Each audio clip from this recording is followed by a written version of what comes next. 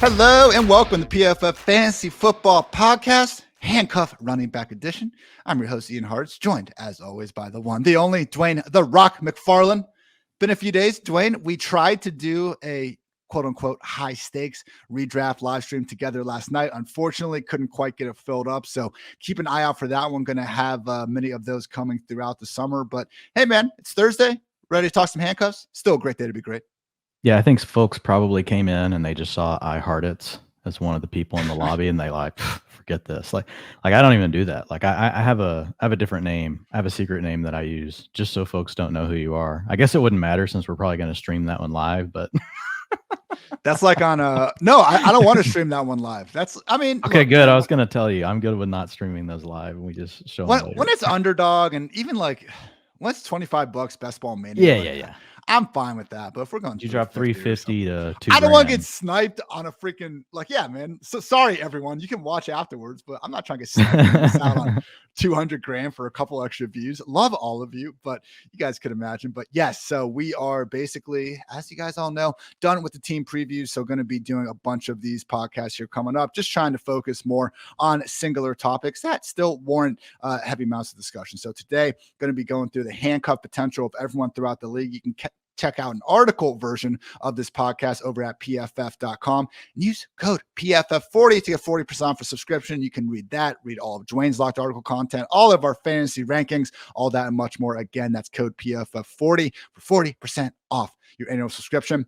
Dwayne, basically with this article, I came up with 5 tiers. Now, the one catch that I wanted to do with this was try to define what I was thinking here, because there is a pathway, if enough things go right, that you can pretty much talk yourself into almost any backup running back getting a fully featured role with enough injuries. I didn't want to just have that be kind of the basis of the study. I wanted to be realistic about what we would expect if the RB1 on every single offense went down. So with that in mind, as we go through this, tier 1, solid standalone value with RB1 handcuff upside. So that standalone value part's important. That's why guys like Alexander Madison are not in this top tier. But Dwayne, the big 4, A.J. Dillon, Tony Pollard, Kareem Hunt, and Melvin Gordon. I think all of these guys could flirt with 10 to 15 touches per game without injury to their team's RB1. And based on what we've seen in Green Bay, Dallas, brief times in Cleveland with Kareem Hunt, and we haven't seen it in Denver, but we know Melvin Gordon has that 3-down ability. These are guys where if the RB1 goes down, we're talking about legit upside RB1s because they don't have to leave the field at all.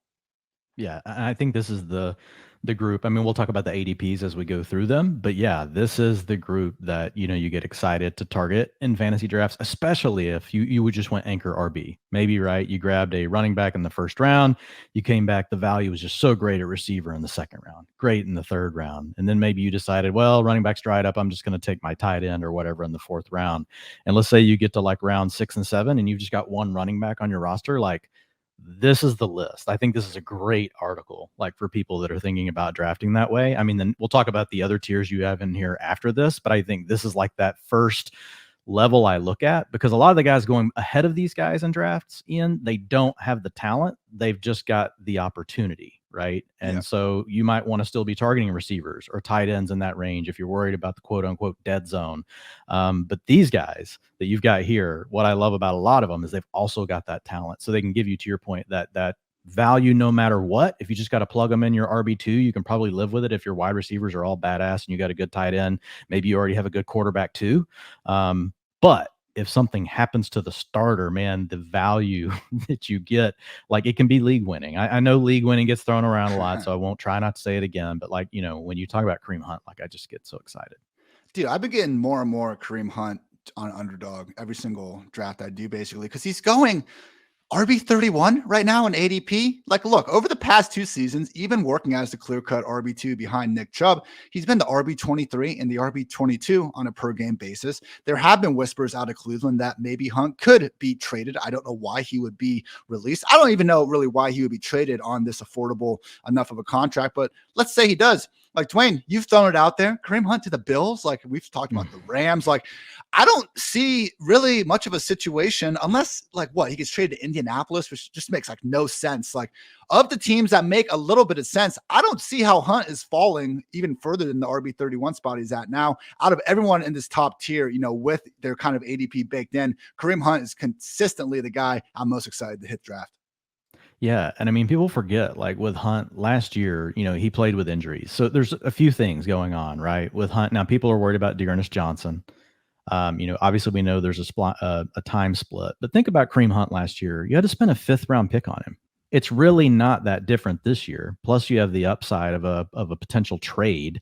Yeah, Dearness Johnson probably blocks him, from like just taking over an 80% role, but Kareem Hunt taking over 60% of the work, and he's still going to be involved in the receiving game because he's so good, even though Dearness Johnson's good there as well.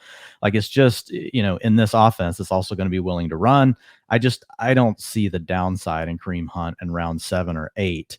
And the upside you get if a trade happens, I think, he could potentially be going in the top 3 rounds. And I mean, I think people just forget, look, last year before he got hurt, he was averaging in PPR format 17 points a game with Nick Chubb. I mean, we're not talking about a 10-point a game player. So yeah, I mean, I love Kareem Hunt.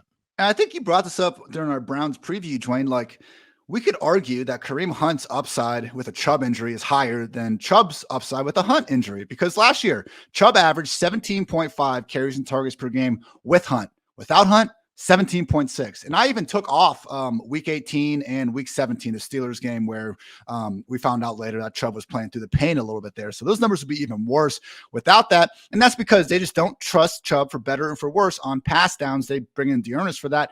I don't think they're yanking Hunt off the field on pass downs for Dearness Johnson when Hunt is the regular pass down back in the first place. Maybe Dearness does come in and take some of those rush attempts, but unfortunately, last year, we didn't, like, Hunt got hurt the week after Chubb got hurt, so we didn't get much of a sample size in 2021. But 2020, man, we did get a 4-week sample size of Hunt without Chubb in the picture. In those games, first one, 23 touches for Hunt on a 70% snap rate. Next one was a 31-point loss. They pulled the offense off the field beginning of the fourth quarter. But in that game, 15 touches, 53% snap rate. And after that, man, 90% snaps, 86% snaps on 21 and 16 touches. So I think there is, a chance that we see Hunt snaps closer to maybe 70%, as you were indicating before, but there really is a ceiling there as well. Don't be afraid to scoop up Hunt. Fantasy leagues of all shapes and sizes right now. Second tier is good standalone value with RB1 to RB2 handcuff upside. So again, guys like Alexander Madison, guys like Rashad White, I don't have in this tier yet because we have no idea if they're going to have good standalone value. It's possible for any of these guys, but as things project right now, I don't see those type of talents having the same sort of standalone value as these 5 running backs: James Cook, Jamaal Williams, Ronald Jones, Ramondre Stevenson, and Kenneth Walker. Walker was the one that I was a little bit iffy about on the standalone value because Rashad Penny, I don't really get it, but if they want to give him 20 rush attempts per game, there's not going to be a ton of meat on the bone for the rest of them there. But man, Dwayne, all these guys, like, I know we have the Ronald Jones news coming out today. There was a July roster projection article that I don't think was necessarily done with like insider sources. It was just the guy's opinion, which, hey, that's fine. Dwayne, we don't have much insider sources going on here. We just give our opinion, but it's also a July roster projection article. Chill the hell out, everyone. Each of these 5, James Cook, Jamaal Williams, Ronald Jones, Ramondre Stevenson, Kenneth Walker, I think if you put them in your flex on a normal week, you're not hating your life. And Dwayne, if their team starting running back goes down, again, I don't know if it's the upside RB1 that the first tier was, but we're squeezing all these guys in the starting lineups.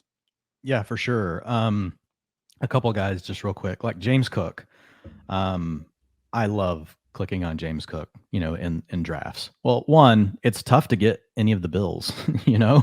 And I'm not crazy about Dawson Knox's talent profile. I'm not crazy about Gabe Davis at ADP. We like Gabe Davis, but like the ADP at this point, like, just keeps going up. And yeah, you want your exposure to him, but Cook is really the cheapest option. And if we look at it, we know Stephon Diggs is the alpha. He's the number one.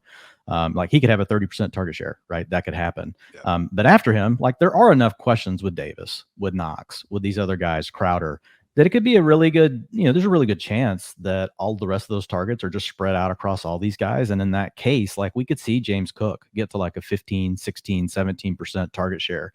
I know folks are concerned that Josh Allen likes to run the ball, but what you have to remember is when you have, running backs like James Cook that are more like, and I'm not saying he is Kamara, but stylistically, the way he plays, the way he runs routes down the field, he has a plus ADOT. He's a guy that, for example, like, if you're Josh Allen and you look over and you can dump the ball to Zach Moss, or you can just take off, like, what are you going to do? Well, you're Josh Allen. You're like, I'm better than Zach Moss. Like, I'm just going to, tuck it and go. Whereas when you're looking at a player like James Cook, that's already 4, 5, 6 yards downfield, juking a linebacker, or running a route that just leaves a linebacker, basically wondering if he's playing football or like what sport he's in. Like there's just a different element. And a great example of that is Cam Newton didn't always throw to running backs, but what did he do once he got Christian McCaffrey? He threw right. It's a different kind of back. Right. And I talk about it a lot. This isn't just a swing pass back. And we know they went so heavily after JD McKissick as well, spending the second round pick on Cook. Like I love him, man, like explosive playmaking ability. It's the archetype we want, plus involved in the receiving game. And what if the Bills like went after these running backs so hard, Ian, because they just decide, you know what, we're just going to drop back to throw 80%. We've already seen them be willing to do 70. Like what if they just want to basically like reinvent like what an offense can look like? I think that's a possibility. And so I love, getting James Cook, especially, where you're getting him in ADP, like over on Underdog, it's round 9, round 10, FFPC round 9, round 10. So those are high stakes. But if you're drafting in a home league, right, and home league ADPs are still, catching up. So like if you're playing over on Yahoo, you're playing over on ESPN, like he's still, he's going in the 100s there. Like he's going as the RB40 in some of these. So it's just, I like his all around value in all the different formats that we cover. And this idea that he can't be an early down running back, like, okay, he weighed 199 pounds. If he weighed 205, like, would we even be having this conversation as much? I know he didn't handle the workload at Georgia, but we've seen that from one Georgia running back after another, really, because they just have like 5 future pros on the roster at any given time. We did get the quote from GM Brandon Bean, who said, we see his best skill set as a sub back, but he followed that up in the very next sentence with, but I think he can handle carries too if we give him some more carries. We don't care that Austin Eckler or Alvin Kamara in the past like had a tough time topping 200 carries if we can get those targets, which are on the table for James Cook. And remember, when Kamara like first broke out, like he was not like a 60%, rushing attempt, person. Like Ruby knows, like she's talking about it right now. But like, back in those days, like when you look at the rushing attempt, like Alvin Kamara's rookie year, guess what percentage of the Saints carries he handled when he went nuts, by the way, and finished as the number 3, running back in PPR with 314 points. 40? 27%. Oh, what? See, that's what I mean. Like this guy can be a 25 to 30% back and get super involved in the passing game. Now, look, I don't think it's quite the same tier because Kamara did have Drew Brees. As much as we talk about, working down the field and all those things for Cook, like Drew Brees definitely wanted to check down everything, right? He was the underneath king. Josh Allen's still going to push the ball down the field. He's going to buy time. So I don't think we're looking at the same kind of ceiling, but there are other outs to get there because the Saints didn't, pass the ball near as much as what the Bills are going to do. The Bills are above expectation in pass rate in every single game script, whether they're leading, trailing, close, they don't care. They love to throw the football. So I think there's other ways, even though we're not dealing with a quarterback like Drew Brees that can actually help James Cook. And it's just a great offense, man. I want pieces of it, and it's a cheap piece. Jamaal Williams next up had 18, 19 touches and 3 starts without DeAndre Swift last year. And it's worth noting that during these starts, Jamaal Williams was dealing with hip, thigh injuries and also had a late season COVID bout. So he wasn't at 100%. I would expect his snaps to be even higher should Swift miss time again. And look, Williams, when they were both healthy, led the way in goal line carries. Like we've talked about Williams plenty on this podcast throughout the offseason. But truly, if we're trying to find a 2022 version of what James Conner was last year, I do think Jamaal Williams, Melvin Gordon, and our next guy, Ronald Jones, all have pretty good cases there. Yeah, Ronald Jones, he's not making much money. I do love, we had the fun best ball podcast with Hayden Winks. I hear Hayden's point where he goes, I don't want to draft anyone that's going to make less money this year than the winner of Best Ball Mania 2. Like that is a very fair idea that Hayden has actually put an article up on underdogfantasy.com. You guys should go check that out. But man, Clyde Edwards-Helaire, Jerick McKinnon, 7th round Pacheco running back, whose name we might have to figure out here sooner rather than later. Like this is still barely any competition for a guy that we know, have seen, is at least a good rusher of the football in Ronald Jones. I understand the tale of today on Thursday is how we might not make the roster. Well, the tale last week from a different beat reporter was that he could vie for the starting job. So Ronald Jones, where he is going, happy to buy an even steeper dip if it's going to come to fruition. Also got Ramondre Stevenson and Kenneth Walker there. I don't think we need to spend too much time on the Seattle running backs, but real quickly on Stevenson, Dwayne, someone that we've gone over a couple times. If he can, it's an if, but with James White, walking with what'd they call it? An uncomfortable gait. Was that the verbiage? Something like that. And talk about a player that has $0 on the salary. It's James White. Exactly. Brandon Bolden, who did take the pass down job last year. It's not good that Brandon Bolden took it, but he did. He's out of the picture. There is a chance, Dwayne, that Stevenson can get the pass down role. And in that case, only splitting early down stuff with Damian Harris, I can see the path to success for Stevenson. Let's give him a little bit of the benefit of the doubt here. Let's say Pierre Strong, JJ Taylor, Ty Montgomery, they aren't factors. They could be, but let's say they aren't. And we see a backfield in New England. If it's going to be Damian Harris as the 20 carry guy and Stevenson as the 10 to 12 carry with the 5+ targets, we probably want Stevenson ranked even ahead of Harris, man. If that's what happens, it's a big if, but there's a path.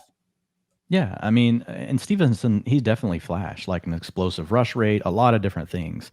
I think the bigger concern for me was Stevenson, and I'm fine with where he's going in ADP, and I'm with you. I've wrestled with him because at first I was never drafting him, right? And I probably had him a little too low in the ranks, and then I've kind of worked my way through it. And basically, I've just taken his talent profile and said, okay, I got to at least have him in the mix here. I think the bigger issue, though, is, when you spend a pick that's almost identical to what you spent on Ramondre Stevenson with Pierre Strong Jr., right? I think that's the bigger concern, and they've already talked about Pierre Strong Jr. as a potential player in the passing down game. We've heard about them talk about installing more Kyle Shanahan concepts, using wide zone type running, because typically, the Patriots are one of the heaviest gap play teams. Like, they run a lot of power concepts, by far one of the most in the league. And so if they're going to mix those sort of things in, Pierre Strong Jr. is probably also the best wide zone runner they have on the team. So I think he's the guy that's really probably the fly in the ointment. But we know that, Belichick doesn't always love rookie backs. But last year we did see Stevenson was able to get out there. Yes, he got doghoused, but he got back out there. But I mean, and it goes back, a long way. We've seen Belichick not trust the rookie backs, but I don't think it's something where I'm just hanging my hat on it. If I'm hanging my hat on one thing about the Patriots, is that we know they always use 3 backs. Yeah. And so that's my concern. Is it going to be Pierre Strong Jr.? Is it going to be one of these other guys? Just because the point you made, it doesn't matter. Like, they've done it with Brandon Bolden. They've done it with literally they signed Ian Hartitz off the street the day before, and they put I can't catch. I wouldn't get it's okay. You could still rotate because you got to rotate backs here. So I still like him a little less than some of the other players. In fact, I've been taking Isaiah Spiller ahead of him. I think Isaiah Spiller's in a very similar situation, 4th round pick that, just basically fell because he had, the bad combine. We're not here to go all over, with Spiller. So I won't do that. But the way I look at it, it's really just Eckler. Roundtree doesn't scare me. Joshua Kelly doesn't scare me at all. And we don't have a coaching history that says, well, we're just going to get a third back involved no matter what. So with a guy like Spiller, I just get a little more excited because I think he's probably going to have the same role as Stevenson, probably 30 to 40% of the work. And the upside is just more clear, also in a really good offense, with the Chargers. So I like Spiller a little more, so I'm getting less Stevenson. I think I just like that range of running backs a little more than I do kind of like more in the mid-20s. Like, why take Miles Sanders, Clyde Edwards-Helaire, 20 picks earlier when we have now as the borderline RB3 tier, Stevenson, Cordero Patterson, Melvin Gordon, James Cook, and even further, Dwayne, we get to guys like Isaiah Spiller as well. So great stuff there that people can check out in your article on PFF.com, going through the ideal running back strategy round by round. Final guy in this tier, Kenneth Walker. This one's just tough, Dwayne. It was a weird spot for him. I don't want us to be completely out on Kenneth Walker because we both love the talent. It's just such a terrible offense to be invested in. But hey, if something happens to Rashad Penny, obviously not the poster child of staying healthy for 17 games year in and year out, it's going to be hard to look at Walker in that backfield and say he's going to get fewer than 15 carries during any given week. And hell, he might have the chance to take the hell over. It's annoying that I'm pretty sure DJ Dallas or Travis Homer are going to stay involved as a pass down back. But Walker and Penny, man, we've seen both flash the ability to just put up some big numbers on purely rushing production. It's an offense that's going to give it to him. The more Walker slides, Dwayne, the more I think he becomes, because we're not basically – he's not being priced like a Damian Harris, Antonio Gibson, this early down back in a bad offense, potentially not in Damian Harris's case with the Patriots, but if he's going at this point in the draft, all of a sudden it's more of like a handcuff pick. And from that scenario, I'm fine with Walker. Yeah, I think once he gets into that range, it's fine. It's just all about where his ADP, is sitting, and things are moving around right now. Like things are just, really starting to pick up, right now. So I think that's the key. I mean, look over on something like FFPC, he's going in round 8. I'm probably not pulling the trigger quite yet, just because I like some of the other guys we talked about, like Spiller and other folks that are going, 2 and 3 rounds later. But if he gets down like into the 10th round range, I like him a little more. And honestly, like, right now, like over on FFPC, Penny has moved up as well. So like they go like 6 picks apart, but used to, you could get Penny in like the 10th round. And so I was more willing to take, Penny, and I was just, even though I love Kenneth Walker, like, and I talked about him a ton, heading into the draft, I was just taking the cheaper, of the 2 options. But if they're going to both get close together and they're going to cost like an 8th round pick, and again, this is over in a high stakes kind of format. So you look over at home leagues, it's going to be, a little bit different in the way that these two, are working out from an ADP standpoint. So, but they're still pretty close. Like right now on ESPN, like he's going in the 80s, for Kenneth Walker. Wow. They're 1 spot apart over there too, 88 and 89. So that's a little bit more than what I want to pay because of the offense and the fact that they could just take from each other all year. But I think your point's accurate as far as like the talent profile's there. Both guys, we know if you give them, all the work or most of the work, right? Even if, you have another passing down back you got to deal with if one of them goes down, I think, you're probably going to be okay. Like you're going to be fine with the value. The problem is, again, ADP and just some of the other backs that are similar that you can get 2 to 3 rounds later. I will say, and I brought this point up before with the keeper ideas for those of you in a league where you can keep 1 or 2 players at that draft spot. Like Kenneth Walker, man, he is someone that could be going round 2, round 1 next year. Like if Rashad Penny, who's on a 1-year deal, goes elsewhere, Seattle commits to Kenneth Walker. And then if they just get like an average to above average quarterback, like let's say, Kirk Cousins or Derek Carr, like that'd be best case scenario. I think I'm not trying to slander them saying they're average. They're better than average, both of them. But man, like even a Baker Mayfield type, like if we could just take this offense from like the clear cut, probable worst offense in the NFL to just like 20th or something, all of a sudden Kenneth Walker, 20 touches per game becomes a lot easier to get behind. Tier 3. Yeah, go ahead. And they're gonna have an early pick. Like, I mean, this is a team that's projected to win 4.5 games, and I would probably take the under, like, which is kind of hard to do. Like, they're gonna have an early pick, like, so they're gonna be able to get it. Next year's quarterback class is a lot better than the one that we just saw. So I think a quarterback upgrade is imminent, for this team. It's gonna probably happen next year. I think we could also see Pete Carroll gone. We could see a whole revamp of the offense, to your point. So I love the call if you're playing in a keeper type league and you can get a player like this, 9th, 10th round, and you get to keep them next year at that same price. Love it. I know you got week 17 matchups memorized, but do you know who the Seahawks play week 1? No, I just know week 17 is the Jets. The Broncos. Oh God! What more evidence do you need that we're in a simulation? Right. We got Russ going against the Seahawks in week 1 and Baker going up against the Browns, both in week 1. Like this is freaking madness, Dwayne. Yeah, the Baker one's funny because that game was already scheduled before the trade. We knew that, anytime you have a big move like this, you're usually going to get an early season game if the league can make it happen where the quarterback faces off against its old team. Drew Lock and Russell Wilson in prime time. Sign me up. All right, tier 3 here. This is the biggest one. There's a lot of guys in this tier that I think can swing, could potentially swing up a tier or 2. We just kind of need to deal with some of that uncertainty. So 13 situations in this one. Deontay Foreman, Khalil Herbert, Chris Evans / Samaje Perine, Gus Edwards, Nyheim Hines, Isaiah Spiller, Darrell Henderson, Alexander Madison, Michael Carter, Penny Snell, Tyrion Davis-Price, Rachaad White, and Hassan Haskins. We'll touch on a couple of these. So first of all, I'm lowering my Gus Edwards exposure a little bit in Baltimore. We've gotten to J.K. Dobbins, yes and no news, but honestly, we're not getting that great of medical news out of Gus Edwards either. Not that it's been negative, but it's just not much. And to have him be quite a bit older than Dobbins, we've got to question his ability to recover at the same level, even though it wasn't quite as bad of an injury.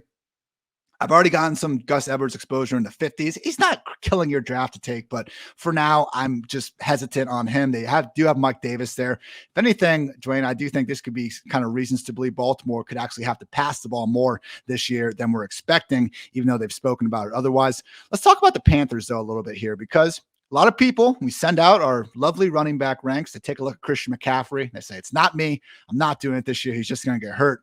What if Christian McCaffrey gets hurt then? I think it's going to be the Deontay Foreman show to an extent. It's him versus Chuba Hubbard. When you kind of look at the way the Panthers have talked about these backs, specifically from one of their beat reporters, they describe Foreman as a bigger and more physical complement to McCaffrey and Hubbard. I think we could see Foreman more or less take on the same role he kind of did in Tennessee after Derrick Henry went down. 15, maybe 20 carries in games where the Panthers were able to play with a lead. Not all that likely to happen. Target here or there, maybe Chuba takes that. But man, Dwain, if we can get the early down work locked up for Foreman, which I do think he should be the favorite to do so, and we're competing against a guy in pass downs that lost out to something named Rodney Smith and also Amir Abdullah at different points for last season, Deontay Foreman still going in the final rounds of fantasy drafts. I think his ceiling is as a legit touchdown-dependent RB2. Yeah, I mean, his PFF receiving grade actually was really good last year, 77.8. Now, he's more of the swing pass check down guy. He's not like running routes down the field or anything. So it's not going to be a direct one-for-one kind of replacement at all, versus what CMC can do. But yeah, I think there's definitely potential. I was taking Foreman a little bit more, like when I first started jumping into best balls, I cooled a little bit just because I'm not 100% sure. It's definitely a situation that I think we want to monitor, right, for the preseason. But if you had to put, a chip down on it now, I think Foreman is the easy chip, to put. And ADP agrees. Like Foreman typically is drafted at least. Like Chuba Hubbard never gets drafted, and so a lot of times, in scenarios like this, I kind of trust, the masses, right? And everyone coming together to formulate, okay, which back do we think is going to lead the way? I think Foreman does make, the most sense. Real quickly, Khalil Herbert, Alexander Mattison. Interesting because both the Bears and the Vikings obviously went under regime changes with their offensive coaching staff and just overall. But a little bit of hype with Herbert potentially carving out a committee role. But I guess my concern here for both guys is that, yes, they have a chance. I think more so Herbert than Mattison, considering just how cemented Dalvin Cook is. And we saw Kevin O'Connell regularly alongside Sean McVay lean on one running back with the Rams. But while they could have a better chance of having a committee role behind the team starter, I'm also worried that, hey, if they're not going to give David Montgomery or maybe Dalvin Cook a featured role, why would they all of a sudden give the backup that featured role if something happens to the starter? I think we need to look at both sides of that coin and wonder, does Herbert now have the same 3-down workhorse handcuff possibility if something happens to David Montgomery? Dwayne, you talked a little bit about, is it Ebner? Tristan Ebner out of Baylor. And look, if he is going to carve out a role, it's probably going to be on pass downs if he's going to make the roster and stuff. Not a guarantee, but I just am a little more concerned about both Herbert and Madison's 3-down handcuff potential. And Madison in particular, we are paying a hefty price. He was good, Dwayne. He has been good fantasy-wise when Cook has missed time, but man, like Madison last year, if you look at his numbers, like he's one of, I think, the bigger, except like if you just looked at, if you had him on your fantasy team, I get it that you're happy about the, fantasy points that came out of it. Was not a very good real life running back. And I do wonder if Kene Nwanu, one of the more explosive rookies in the league last year, the things he was able to do as a kick returner could carve into that role a little more than we're maybe giving it credit for. You really do have to pay a premium at this point to get Madison as a handcuff. I have not been nearly willing to do so as the offseason's worn on. One other point, though, we talked about Deontay Foreman in Carolina, who's replacing him in Tennessee behind Derrick Henry, seemingly Hassan Haskins. Dwayne, have you heard the name Julius Chestnut before? Yeah, I've heard it. I don't know anything about him, but I've gone on, I like to tweet as I'm writing articles, and I was mentioning how Hassan Haskins is just one of these guys, a lot of times doesn't even go in 18-round drafts. So he's still there, and I just think he's a good dart at the end, particularly if you're in drafts now where you're supposed to take a kicker or defense. Like, take Hassan Haskins, and God forbid something happens to Derrick Henry. Now you have a guy that's going to be going a lot higher. Or if nothing happens, you cut him, and you get the defense that was probably still going to be there anyway before week one. But there is actually a Julius Chestnut hive out there for the slippery rock, I believe, running back, thinking he can take away the potential role from Hassan Haskins. So, hey, I don't want to rule out any player before we see him take some professional snaps, Dwayne, but undrafted free agents usually not beating out guys that have legit draft capital. I think Haskins would be the favorite to work ahead of Dontrell Hilliard on early downs without Derrick Henry. And man, Dwayne, again, just like Deontay Foreman, we can do a lot worse than 15 to 20 carries inside of a potentially not terrible offense on the last round of the fantasy draft. Yeah. And it's on Haskins, like I just haven't done as much in like best ball lately because you can't like once you make the pick, like you can't undo it. Yeah. But like in managed leagues where you can just dump someone like Haskins, like we're gonna know. And like if you're drafting early, like before we know some of this information based on preseason, like these, to your point, like the strategy should be throw as many of these players on the end of your roster as you can, and then whichever ones you don't want, like you just shed the weight. But, Haskins is a late round pick too. So it's not like, this is not a guy that went in the 4th round or 5th round. He was a 6th round pick, I think, Ian, like if I'm remembering correctly. So he was, it's nearly an undrafted free agent. So I think there's a lot of questions. I think Dontrell Hilliard, there's been a lot of positive buzz around him.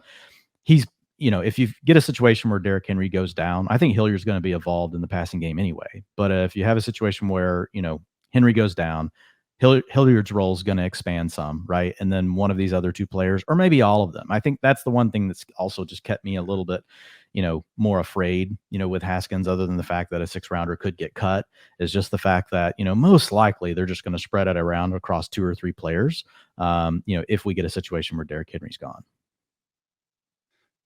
Good point. Actually, a 4th rounder, to be fair. Is he 4th? Okay. 4th. My bad. But the point about Hilliard, that's how I look at Indianapolis. Maybe I should be looking at Tennessee. 4th's way better. I don't know why I was thinking 6. So. Okay, man. We're talking about a lot of players here. No, but what you brought up about Hilliard, I mean, it's arguably his role is pretty similar to what Nyheim Hines is doing in Indianapolis right now. If Jonathan Taylor goes down, I have Nyheim Hines in this tier. No, I don't think it becomes a Melvin Gordon situation where Nyheim Hines just starts playing every single snap potentially, because even before Jonathan Taylor was there, like Marlon Mack would get hurt, and then we have to see Nyheim Hines losing snaps to Jordan Wilkins out there on early downs. With that said, though, 10 to 12 carries plus 5 or more targets, like we'll take that guy over the guy getting 15 to 20 carries. So maybe we should be Hilliard over Haskins, Dwayne, because I know I'm Nyheim Hines over Phillip Lindsay.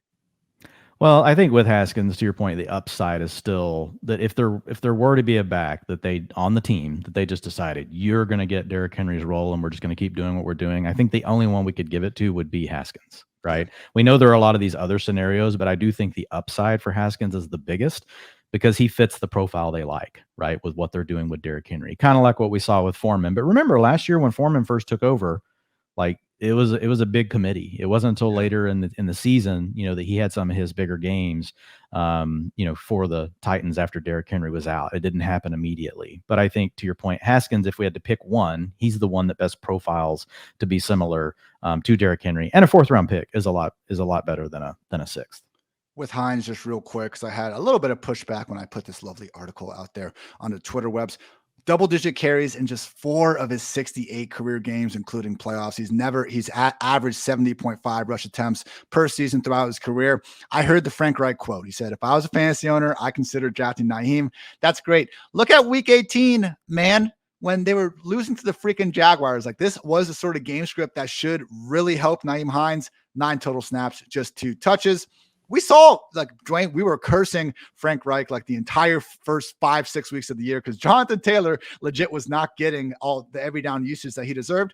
Reich listened. He started giving it to Taylor. Unfortunately for Hines, he's just playing behind maybe the single best running back in the league, and Frank Reich has shown willingness to not necessarily overload him on early downs. A couple more guys from this tier. The thing with Hines, just real quick, is when you look at the Colts, they were very fortunate from a game script standpoint last year. They got to play with a lead all the time. Like, if that regresses just back like to the NFL average, that alone is going to boost snaps for Nyheim Hines. They're just so with Hines last year. Yes, JT is the undisputed, number 1 on the team, but a lot of the situations where Hines gets used, like they just weren't in those situations. Like, it just worked out really perfectly, honestly, for Jonathan Taylor in the way that the season played out. So I think just on regression alone, Nyheim Hines is going to see more playing time this year. Looking at Isaiah Spiller, someone you just brought up a second ago.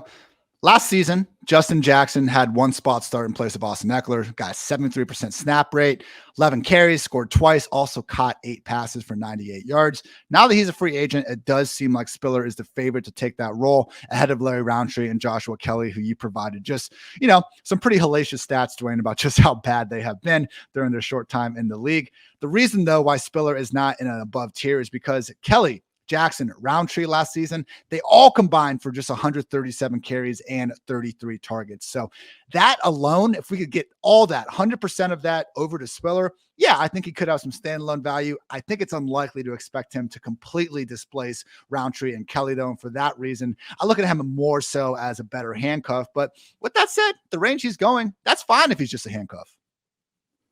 Yeah, I mean, I'm a little different. I think he could actually just take over all that. Like, it's also because Roundtree and Kelly are so bad. I don't think it's crazy to think that they just don't touch the ball. Period.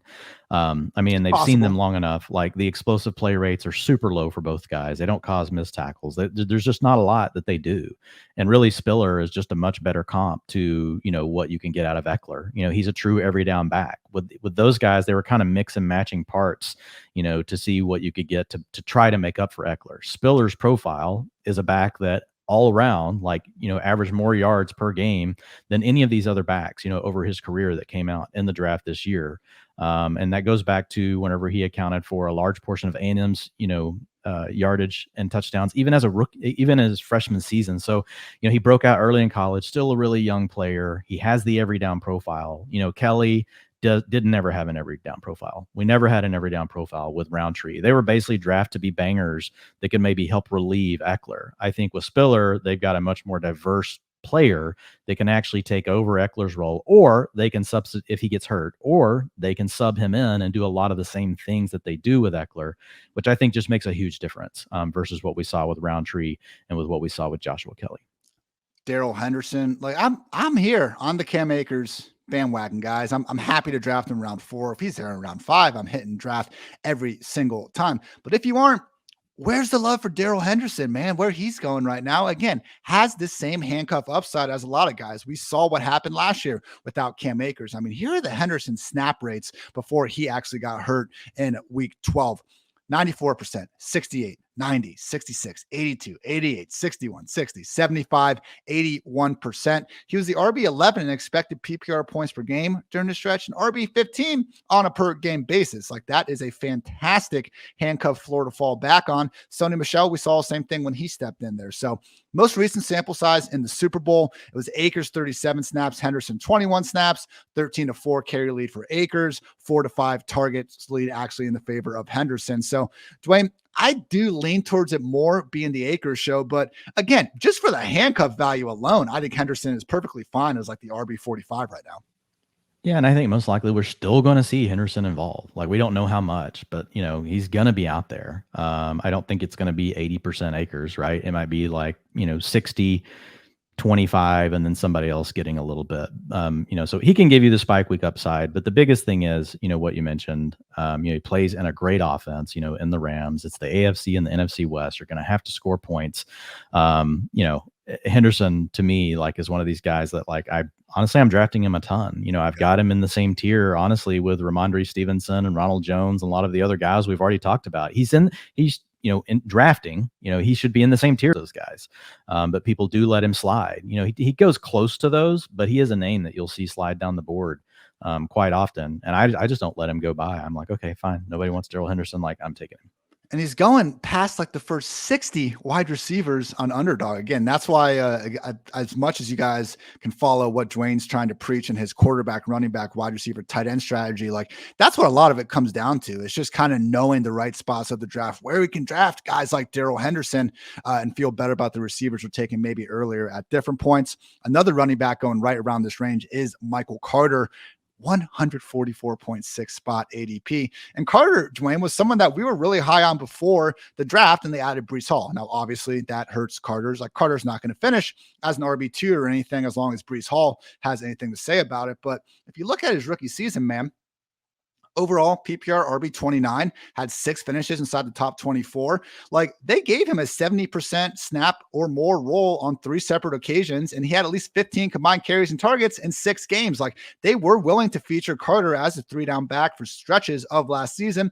And he was awesome. All those same Javonte Williams stats that people jerked themselves off to at night those all apply to Michael Carter as well, man. He averaged like 0.01 fewer missed tackles forced per attempt when you actually include the receiving stuff into it as well. I think some of his receiving numbers are fluky and just from the Mike White experience more than anything, but he's not bad at receiving. I'm just not going to necessarily say he's Alvin Kamara just yet. But you know what, Dwayne? If he's ending up in that group, there's worse things to be a part of. Same thing with Albert O. Even if I'm a little skeptical of if he's that good, it's pretty damn good for him to be in that group in the first place. Like Michael Carter, for me, man, he's right there with Darrell Henderson, and it makes sense. They're going next to each other ADP. I just think their ADP is too low. We could get some standalone value. It's not a guarantee, but just for their handcuff value, they seem too underpriced. Yeah, I mean, Carter really was just below like that elite tier, like as far as, and I agree, like you can't give him that yet. But as far as being, a good receiver, he was also profiled as a really good receiver coming out of college, out of the backfield. So like we're just stacking up data points. It isn't like this just happened out of nowhere. Carter was profiled to be a really good receiver coming out. Then he came out and he actually, really scored well across all the metrics we look at, as far as a receiver out of the backfield, had a positive ADOT. This is not just a swing pass type of guy. Yeah, does it help when you have a check down quarterback? Yeah, but that also helped Alvin Kamara, right? I mean, it also probably helped CMC by the point, he was playing with Cam Newton, right? It wasn't the same shoulder that we were used to seeing with Newton back in the younger days. So those things are all factors, but at the end of the day, like he still did a really good job, in that role. So I like Carter. The difference between him and some of these other guys that we've talked about, like the Spillers, right? The Darrell Hendersons, the Ronald Joneses of the world. He just doesn't play on the same type of offense, right? Yeah. The Jets could get better. They need a big step forward from Zach Wilson. We know they've added Garrett Wilson in the draft. So, I mean, they've got the weapons to put out a quality offense if the quarterback can improve, but that's still a big question mark. Like we know that the Rams, unless there's a big injury, they're going to be a good offense, right? We know that the Chiefs, they're not going to be as good as they were with Tyreek Hill probably, but they're going to be a good offense. We know that, Melvin Gordon with the Broncos is going to be a good offense. So I put Carter at the bottom of the tier, not because of his talent, but because if you're right, and you hit, what are you getting with the atmosphere, right? The team environment that he's playing in. And it's just a little bit less than some of these other guys, like even like Spiller. Another one that I think you'd have to put even lower than Carter in this tier. And again, these are not, Dwayne and I both have different rankings here. Again, it's just a lot of variables go into this. That's why I think it's better to discuss it than just necessarily put a number next to him and call it that. But Benny Snell, look, if Najee Harris gets hurt, I don't understand why Benny Snell's the next guy up either, but he is. Kalen Ballage, who seemed like that guy last season, remains a free agent. And the Steelers, man, they have given Snell at least 15 carries on 8 separate occasions over the years. I mean, that number surprised me. Only 22 targets in 46 career games. That's the issue. We are not going to see him like step into the Najee Harris role. But similar to Deontay Foreman, similar to Hassan Haskins, I do think that 15 plus carry upside is on the table. Is that worth even a top 18 round pick? No, I will take Benny Snell before I will take a kicker, though. My name's Ian Hartitz, and I approve that message. This does seem like a situation, though, along with like the Giants, where, again, if something happens to Najee, like Dwayne, I'd almost just expect, like, give me the field on like free agent running backs, probably that we prefer over Benny potentially at that point. Yeah, and the issue for Snell is just that the talent profile is it's not just bad. Like it's like, I don't know, like a dead person bad. Like, I mean, a corpse would be the equivalent. Sorry, Benny, look, you're an NFL player. I'm not. So, you can have the last laugh for sure. But yeah, it's just tough. It's tough. And it's tough to think that they won't do something to add someone to help complement. But I think, right out of the gate, like say you have Najee Harris get hurt in week 2, right? Knock on wood. We don't want that to hurt. We don't want that to happen at all. But Benny Snell's going to be on the wire like in every league. And so like that very next week, he's probably going to give you 20 touches, like, cause it'll take the team a few weeks to figure out what they're going to do. Right. And what backs they're going to add, how they're going to get them acclimated, that sort of thing. So you probably are going to get some immediate value, and who knows, maybe Benny Snell, surprises us. This offense is going to change. You're going to see a lot more under center type of work. So Matt Canada, there were a lot of things he wanted to do last year that he couldn't do because of Ben Roethlisberger. And so he's going to get to do those things. And maybe that helps Snell out, to some degree. We've still got a challenge with the offensive line. I know volume matters more than the offensive line, obviously. But there are just enough questions with Snell and his talent profile and the offensive line and all those sort of things that, to your point, I'm not really messing with him. But I mean, I would put a little money on him as a free agent if I was just in a complete pinch, like heading into week 3, and I knew he was the starter, for the Steelers. You're never going to see us recommend, oh my God, Benny Snell, 60% of your fab. Watch, it's going to happen. It's going to happen. Harris going to get hurt, and Snell's going to go off in like week 4 for like 40 points, and we're going to be forced with, oh well, okay, how much fab should someone spend on Benny Snell because no one picked him up last week? But yeah, there are other players you're going to be rostering at the end of your draft. But I think, to your point, like the way you built this out, and I love the logic that you use, like he needs to be on the list. Yeah. Fun point you mentioned there about how the offense could just do a lot of the little things better in the post-Roethlisberger era. Shout out John Daigle, over 4 for 4. He's been on this podcast many times. He actually figured out that the Steelers last year in the preseason with no Big Ben were first in pre-snap motion and tied for 8th in play action rate. In the regular season with Ben, 27th in pre-snap motion, 30th in play action rate. Things like that could hopefully get more out of a lesser talent such as Benny Snell. Backs will tell you they like, and you've been a back before, Ian. Backs will tell you they like to run from when the quarterback's under center. Yeah. Like it's just a different experience than when you're in shotgun. And mostly in shotgun, all you're doing is running inside zone the whole time. So one of the benefits, like when you're playing under center, is just you're kind of opening up more of, not that you can't do the other concepts, right? From shotgun, teams have figured out ways to get creative. But whenever you can get your momentum going and you're allowing your, blocks to already be moving in front of you, there's just, you hear backs talk about it a lot, how they would much prefer to be running, lined up behind the quarterback under center than, in shotgun. Well, that's why pistol formations have been so interesting, because they take away the tell. Now, I know some running backs are just good enough and agile enough where they can, line up to the left of the quarterback and still bend it all the way back to the left. So just because, a running back is lined up on one side in the shotgun doesn't mean they have to run to the other side, but it does happen a lot. And to your point, I think it's just more unpredictable in general to be trying to hone in on this stuff, because the play action thing, especially, man, like this is why I had such a freaking messed up high school sports cycle sometimes, because a linebacker, in the fall, it's like, okay, Ian, no matter what, first step up, we'll adjust the play action, first step up. And then the spring, I go play baseball. They go, okay, Ian, outfield, first step back, first step back, no matter what. And so, make one good catch on a line drive. And then the next game, 3 fly balls are going over my head. Screw that sport. Okay, 2 more in this tier here. San Francisco 49ers running back Tyrion Davis-Price. Number 1 in PFF's highest graded pass blocker coming out of draft eligible running backs. I went to dig into what the 49ers have been saying about him, and I thought that was maybe going to be it. Not so much, Dwayne. We actually got quotes from Anthony Lynn, really just talking about his physicality time and time again. They were bringing up this like one run he had against, I forget if it was Alabama or whoever, but it was only like an 8-yard run. But they said like his speed, his top speed that he was able to get up to so quick was like better than almost any other running back that they measured. I think there's a legit chance that we see this be a 2-back committee with Elijah Mitchell and Tyrion Davis-Price getting somewhat equal early down work. Last year, we don't know what they were going to do because Raheem Mostert got hurt after his second freaking carry of the season. And we're not sure if it was going to be the Raheem Mostert show or if it was going to be split up between him and Elijah Mitchell. Obviously, a Trey Sermon experiment did not work. Still could see what happens.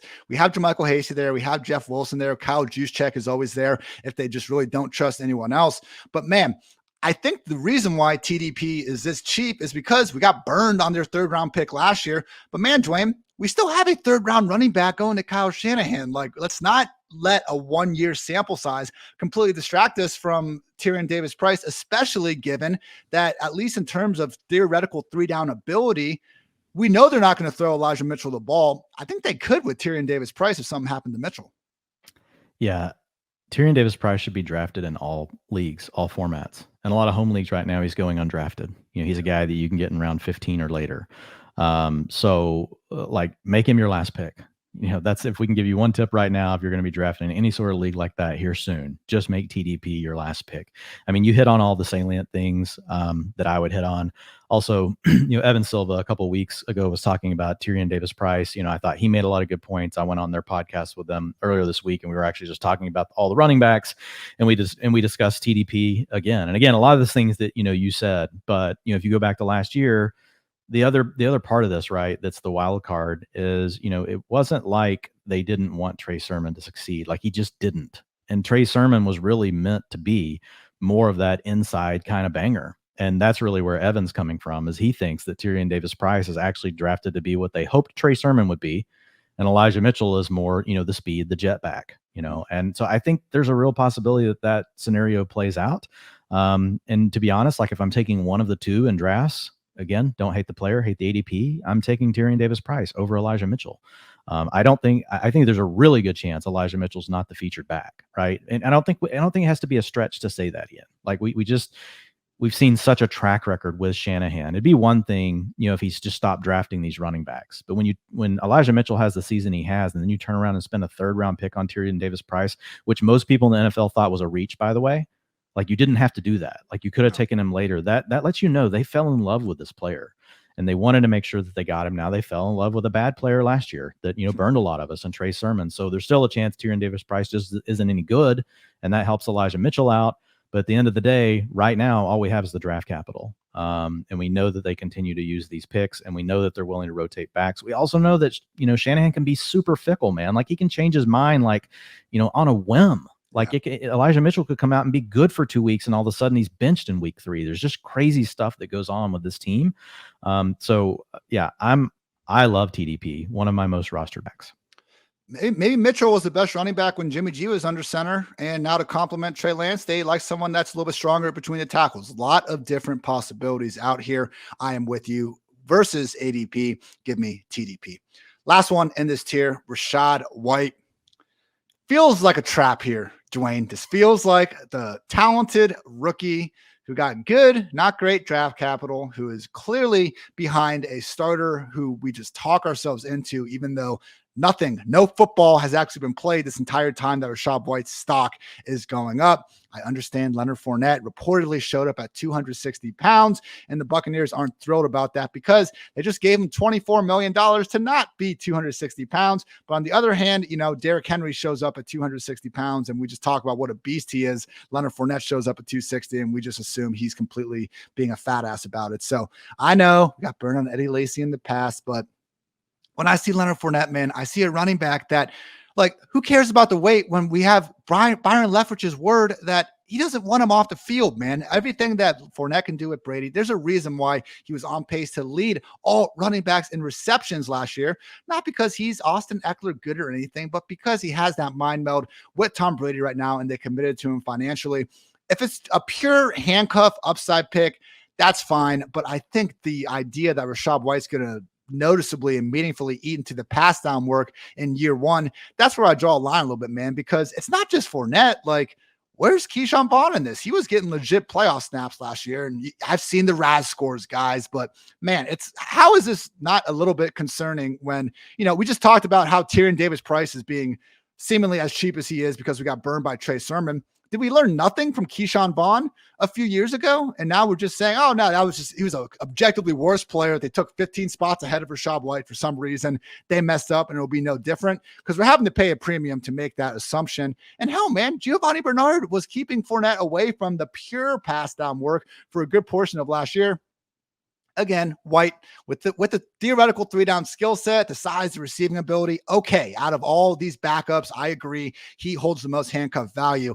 I draw the line, though, at expecting much of a standalone value. Like, I think by the time week 1 comes around, I'd be more confident in Tyrion Davis-Price, Michael Carter, Darrell Henderson, Isaiah Spiller, maybe even Khalil Herbert. I'd be more confident in all those guys having a larger standalone role than Rachaad White.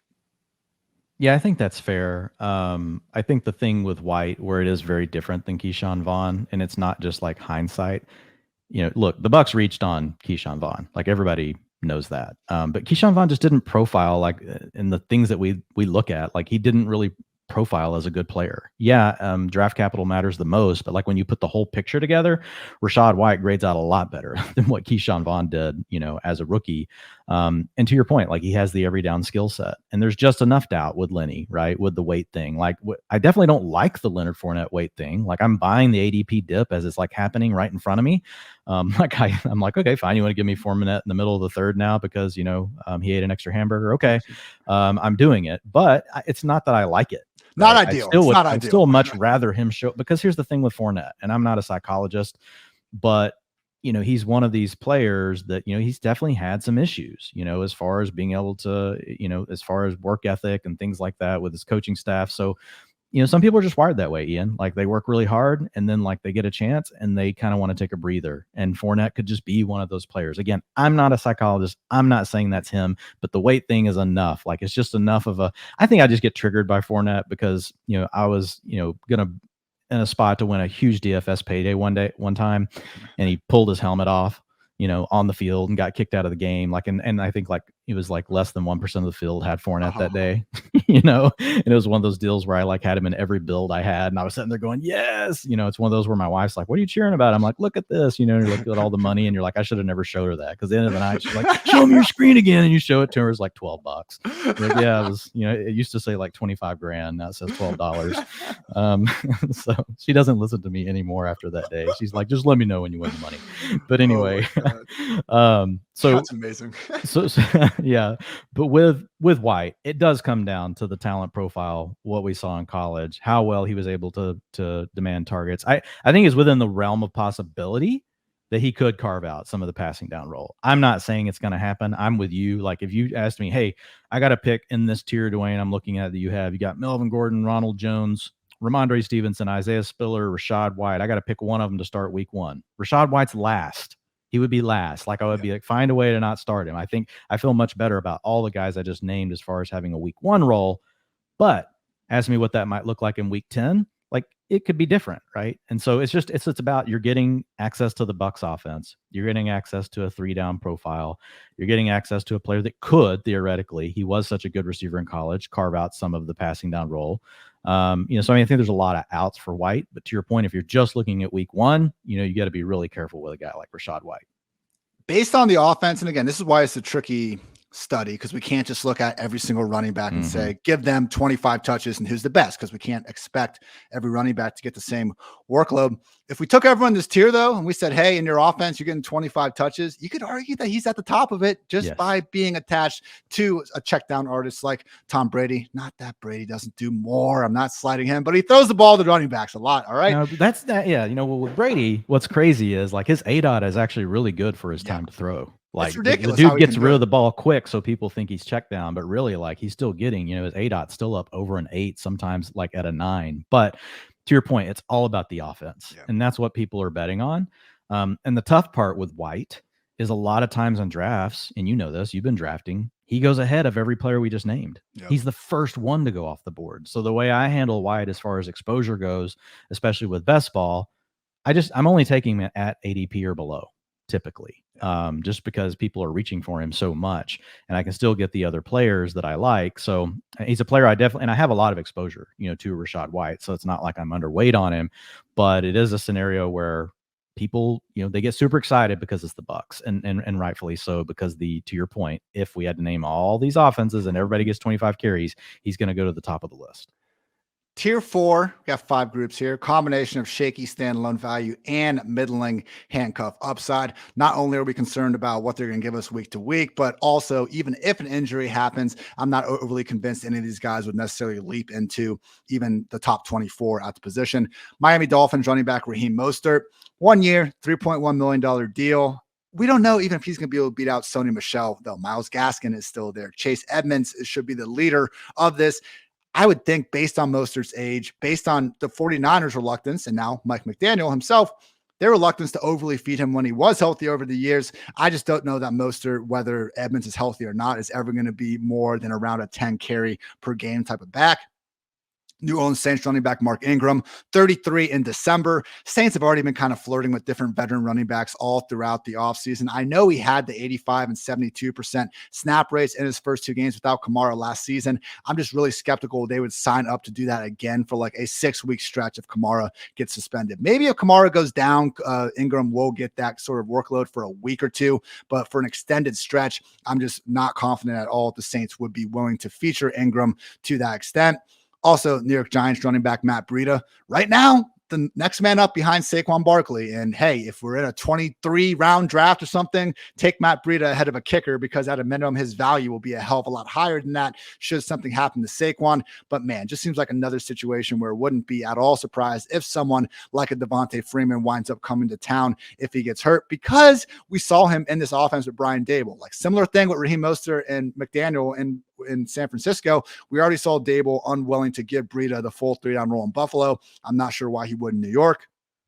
Final two situations, NFC East squads, Philadelphia Eagles running backs, Boston Scott and Kenneth Gainwell. I got some pushback here on Gainwell. People love this dude, man. And I'm not saying he wasn't a good prospect coming out. All these Memphis running backs are seemingly just one freak athlete that can catch the ball after another. But man, really fell out of the favor of the offense as soon as they became this rush heavy unit. I mean, Miles Sanders, Boston Scott, Jordan Howard, all these guys were being used first and foremost ahead of Gainwell on the ground. He did get some of the more so of the pass down work, but a lot of that was coming with Miles Sanders banged up as well. Like to me, Dwayne, and check me if I'm wrong here, I just look at Gainwell kind of like our next guy, JD McKissick in Washington alongside Brian Robinson. Like I think it might be like a limitless number of running backs that need to get hurt for Gainwell to get the early down work. They brought in Jordan Howard off the street last year before they were willing to give Gainwell more carries. Boston Scott got re-signed. He's consistently been the starter when Miles Sanders is out of the picture. I just feel like Gainwell's role with or without Miles Sanders is just like JD McKissick's role with or without Antonio Gibson. Doesn't really change. I think you could argue in terms of like, I get that we want the pass catcher ahead of the early down guy. We've already gone through this with Indianapolis and Tennessee, but you could argue that just in terms of like where their ranking is going to change, an injury to Miles Sanders is going to move Boston Scott more than Gainwell, just like an injury to Gibson would move Brian Robinson more than JD McKissick. Yeah, I think this is one though that you just have to, I'm going to bet on the younger player that we still know there's the wider range of outcomes for. Like we know what McKissick is for sure. There's still at least a chance with Gainwell that if something happens with Miles Sanders, he just, he does get 50% of the work, right? I think it's in the range of outcomes. We know that's not happening for JD McKissick, especially after spending a 3rd round pick, right, on Brian Robinson. I also think there's a better chance that Gainwell could eat into what Miles Sanders is doing than JD McKissick, furthering his role into what Antonio Gibson and Brian Robinson are doing. So I get where you're coming from, because I struggled a lot with Gainwell earlier, in the offseason. But part of my process is like looking at ADP, and eventually like it does weight into what I'm doing. So I'm below consensus on Kenneth Gainwell, but I've at least got him in a range where I'm willing to draft him now. He was a really good, receiver last year, 73.6 PFF receiving grade, 25% targets per route run, 1.8 ADOT. So this is the kind of guy we're talking about that is working down the field. And again, like we know for sure what JD McKissick is. There's still a chance we don't know for sure what Kenneth Gainwell is, because it's just it's a smaller sample that we're dealing with. It could very well turn out, to your point, Ian, they're the same exact thing. Like I think that's very much in the range of outcomes, but because he's so young, there's still that chance that it's more, so I think that's really where it comes from. And to your point with Boston Scott, like he's a good player, and they re-sign him. Like Boston Scott, every time like the Eagles need him, like he does what they need him to do. Like, and this is a guy that Sean Payton, used to love back in the day, with the Saints, and he's managed to stick around the league. But Gainwell is a guy that they spent at least some draft capital on last year. We've got the same coaching staff back. So I think there's just a little bit more opportunity. Will he pay off at ADP? I don't know, but it's not hyper expensive, right? We're talking about these rounds where you're going in 12, 13, 14. Can you see how it's moved? Because he's RB50 right now, underdog. I'm more so okay with that. I feel like earlier this offseason, he was creeping up to that RB40 line. Yeah, give me 1 second. I can pull it up. Because I too like to keep in mind with the ADP, and earlier in this offseason, I just couldn't get behind it. But now when I'm getting to drafts and I'm starting to see Gainwell's name pop up, it's at a more reasonable area with it. I would say though, I don't think I made this clear. Jordan Howard remains a free agent. The Athletic has reported that there's a possibility they do go ahead and just bring him back. That's one of the concerns with Miles Sanders getting the goal line role, but he's not wearing the eagle on his helmet right now. Can't necessarily assume he will be come week 1. Do you have that up, Dwayne? Yeah. So with Gainwell, I had to switch because I was on the main event for FFPC. Thanks, Fantasy Mojo, for this data. Gainwell, if you go, he's really close to where he's been. Like he's basically been in around 11 to round 13 pick, but really his ADP has tightened a lot over the last like 3 weeks. He's basically always going between rounds 10 and round 12 now. And he's just kind of hovers along, in that range. So if you got to take him in round 10, nope, not doing it. If I need a back, and let's say that I'm sitting there and I took one running back early in the first 3 rounds, I came back and I grabbed, let's say, Kareem Hunt, in the 7th round, he's my RB2.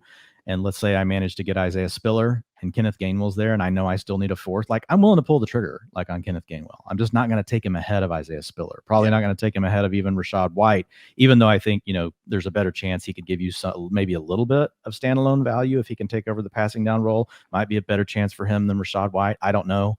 According to your article, no. I mean, there are more obstacles for Gainwell than there probably are for Rachaad White. So I think he's fine in that range, though. It's just, I'm not going to reach for him.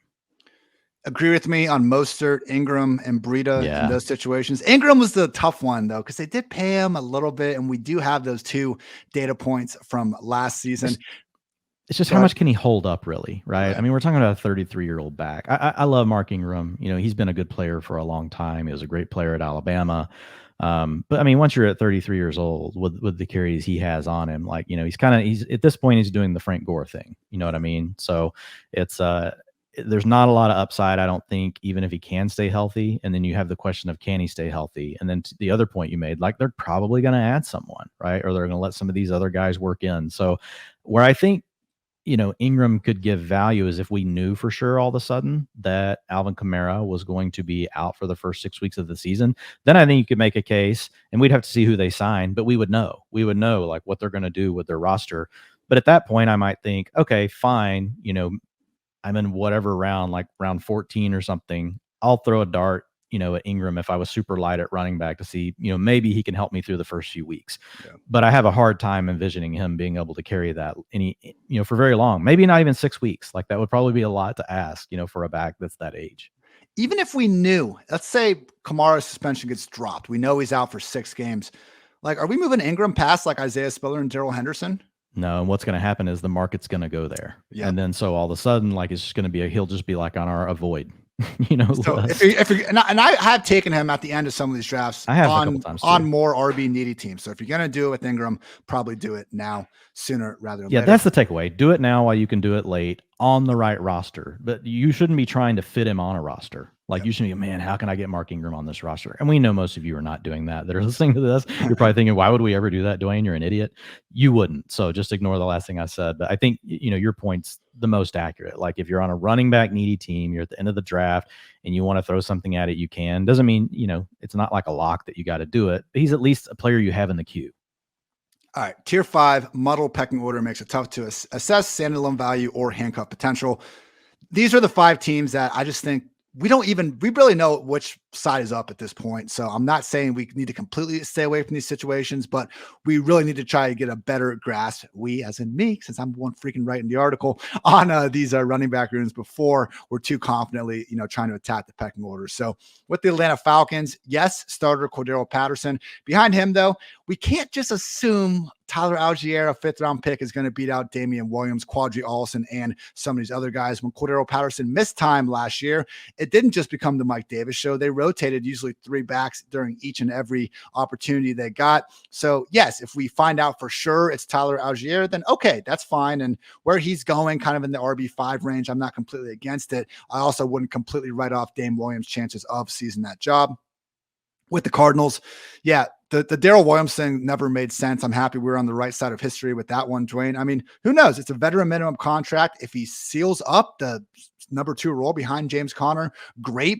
Pretending like he's going to get the Chase Edmonds role is an awful big leap of faith in an offense that just gave James Conner $20 million. What happened the last time Chase Edmonds was out of the picture? They just gave James Conner all those snaps. I'm not convinced that Darrell Williams is going to step in and make anything different with that. We have Eno there, who apparently was the better player in OTAs, and who knows, maybe 6th-round running back Keontae Ingram factors in as well. It really does seem like an open competition for that RB2 job where, hey, if James Conner gets hurt, man, your guess is as good as mine as in terms of who's going to be that lead back. In Houston, this is we don't even know the starter at this point. Probably Marlon Mack, but we got Rex Burkhead, Dameon Pierce. I think Royce Freeman might even still be involved. Only once all of last season did a running back in Houston finish higher than the PPR RB20 in a single week. That's arguably the ceiling we're looking for. You could argue Dameon Pierce has the best 3-down potential, but man, Dwayne, if he couldn't carve out a 3-down role at Florida, I do struggle to think he can do it on the NFL roster. But on the other side of things, if there was a roster he could do it in, might just be this one. Also, Jacksonville Jaguars just need to know what's going on with James Robinson and that Achilles. I know Snoop Connor has been a moderately popular, last round pick potentially based on James Robinson. I would say though, Raquel Armstead, he's still there, man. We did this thing last year with Dari Ogunbowale, and if I remember right, Dari he scored a touchdown the week everyone was on him, even though Raquel was basically splitting the snaps. Maybe I'm not remembering this right, but it worked out for him well enough. But the point is, in the absence of James Robinson last year, it was more so a committee than one single player getting the role. So keep that in mind. And finally, with the Las Vegas Raiders, seems like Josh Jacobs is going to be the starter, but it comes into just the same sort of way we're talking about New England. We have Zamir White there in the 4th round. Kenyon Drake still coming back from the fractured ankle, but presumably expected to be ready for week 1. Brandon Bolden and Amir Abdullah.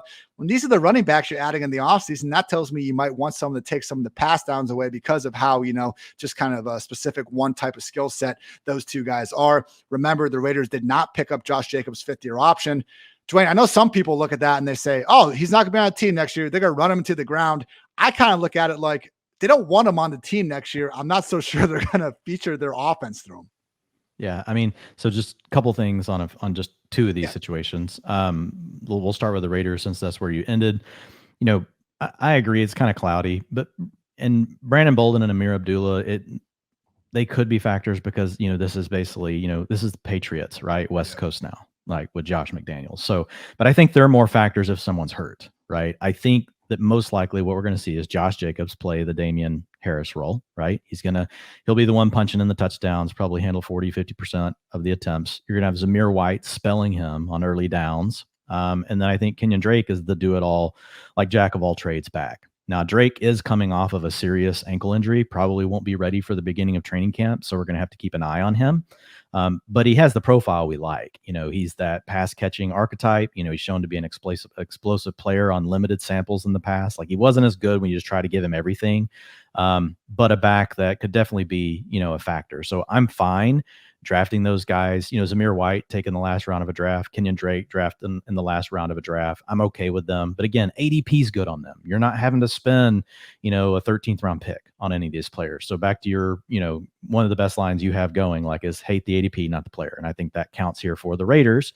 Then for the Texans, that's the one where I would differ. And it's just, I think everything you said is true, but Marlon Mack and Rex Burkhead just don't really bother me that much. Could they make this a committee? Yeah, but I think I just make this one simple. I'm just going to bet on the youth. When we have a backfield that's potentially wide open for the taking, regardless of what happened, and they did spend a decent pick on him, that's all I really care about. And then I'm just going to let the cards fall where they may.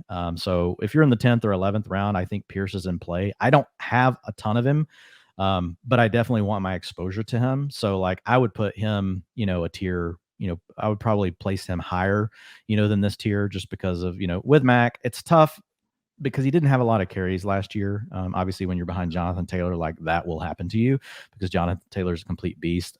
So he wasn't out there that much, but when he was, he just wasn't very good. And, he had a rushing grade of a PFF rush grade of 55.6, PFF receiving grade of 57.8. It was Cam Akers bad. It was. Yeah. So it's, and maybe he'll be, better. He's another year removed, right, from that injury. But Pierce would be the one, right? I would call out. I'm 100% aligned with you on the rest of these. You could make a similar argument for Tyler Algier, but he doesn't have the same draft capital as Dameon Pierce. Pierce honestly shouldn't.